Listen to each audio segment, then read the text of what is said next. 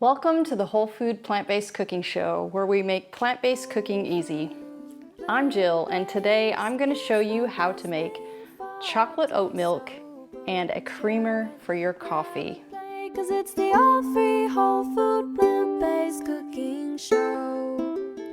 Okay, so if you remember, a couple weeks ago I showed you how to make oat milk. And today I'm going to show you another couple recipes that you can make with that same oat milk.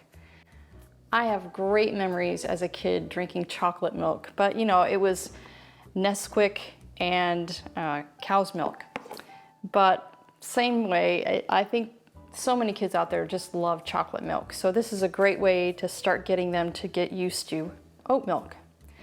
So we're gonna use that same 4 cups of oat milk that we had made before. We're gonna use half of it to make some chocolate milk, and we're gonna use the other half to make a creamer for your coffee. So we're gonna start with the chocolate milk, of course, because that's the most delicious, right? So we're gonna do half of it in the blender. So that'll be 2 cups. Okay, and this is just Hershey's chocolate. We really like the special dark, but you can use cacao powder, you can use whatever chocolate powder you want. Just make sure that it's not sweetened. We're gonna put a teaspoon of cocoa powder. And you know, it kind of depends on your level of chocolatey. If you like it more chocolatey, go ahead and add more. Or if you'd like it just slightly chocolatey, maybe go for 1/4 of a teaspoon. And we're gonna use, as the sweetener, we're gonna use 1 medjool date. And that's the same to your preference. If you like it really sweet, you can always add another date. Okay, make sure you take that seed out first. Put that in there. And we're gonna add just a teeny bit of vanilla powder. And I'll give you a link to this vanilla powder in the details below. But you can also use just regular vanilla. And I'm just gonna use 1/2 teaspoon because it is pretty, you know, vanilla has a pretty strong flavor. And this is only for 1 or maybe 2 servings. Now, we're just gonna blend it until it's really nice and creamy.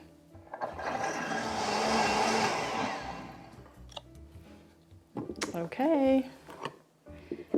Looks just like the chocolate milk I used to remember.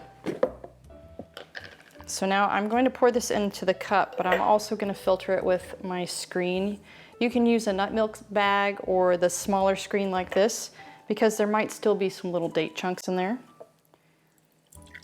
Just gonna strain that out.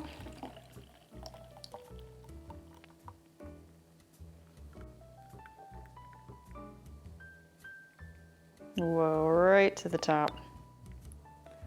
Look at that.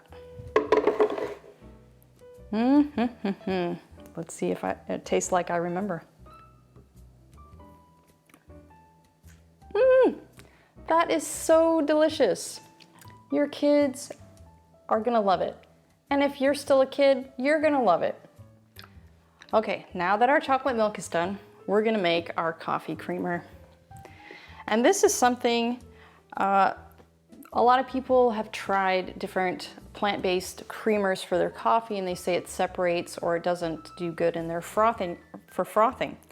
But I found this to do just fine in my frother, and it was nice and thick and creamy. Just delicious, I love it. So we're gonna use the other portion of our oat milk, which comes out to about 2 cups. It's just a teeny bit shy, but go ahead and do the full 2 cups. And if you don't want to make the oat milk, you can always start with an unsweetened soy milk or almond milk. But you know, I like to choose the types of nut milks that don't have any additives in them, because typically they have added oils, salt, sugar, and preservatives, stabilizers, all of those kind of things, which you really don't need to be eating. And this is gonna be so much more affordable and better for you. So if you remember already, the oat milk that we made before has a little bit of cashews in it, so that gives it that fat, but it's not a refined oil, it's the whole food fat. And that's what's gonna keep it from separating and that will help it froth.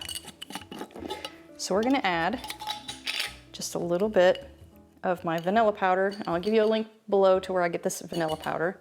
Just maybe a quarter of a teaspoon, because it has a pretty strong flavor. But if you don't have this, you can always use just regular vanilla extract. And you know, you want to try to find the vanilla extracts that don't have like the added alcohol or added sugar in them, because they like to sneak that in there too. And we are going to add, now this is totally up to you if you like your creamer slightly sweet or not. If you don't like your creamer sweet, you can always just use the original oat milk that we had made before. It still froths up just fine, but I like to have just a teeny bit of sweet in mine. So I'm gonna add 1 date, and then we're just gonna blend it up until it's creamy. So while this is blending, I'm gonna make myself a little cup of espresso so that I can add this too and test it for you.